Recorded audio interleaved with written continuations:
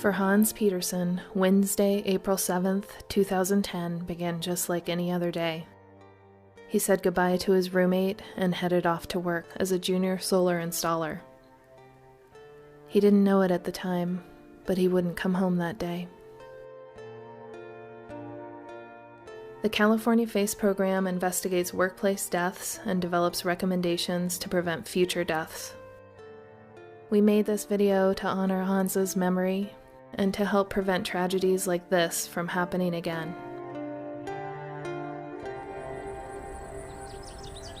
When we arrived at the scene to investigate his death, the work crew was upset but willing to describe what had happened. The employer was a solar installation company, and we learned Hans had been working there for 6 months. This was the second day at the worksite, where the crew planned to install solar panels on the roofs of several 3-story buildings in an apartment complex.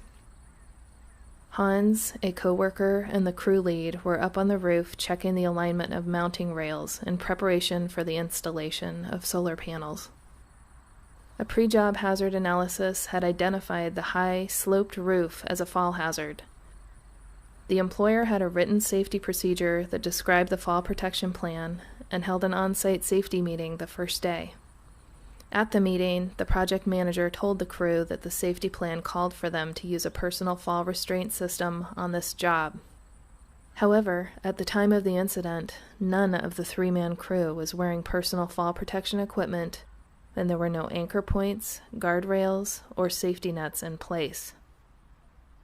Hans was up on the roof checking the alignment of the mounting rails, walking backwards to possibly get a better look. His co-workers heard him say something, and then noticed he was no longer on the roof. Hans had stepped backwards off the edge of the roof and had fallen 45 feet to his death. How could this have been prevented? Employers should ensure that workers use approved personal fall arrest or personal fall restraint systems when working on roofs at height, that have a steep slope, or have other fall hazards.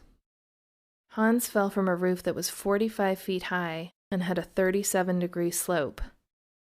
Use of a personal fall protection system, including temporary anchor points, guardrails, safety nets, scaffolding, or catch platforms could have prevented his death.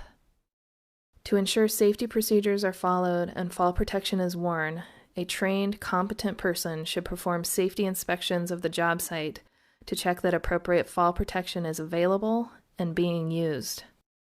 In addition, workers must be provided training in fall hazards and safe work practices, and the employer must keep records of the training and who was in attendance. The FACE program shares investigation findings and works together with employers and workers, so this won't happen again.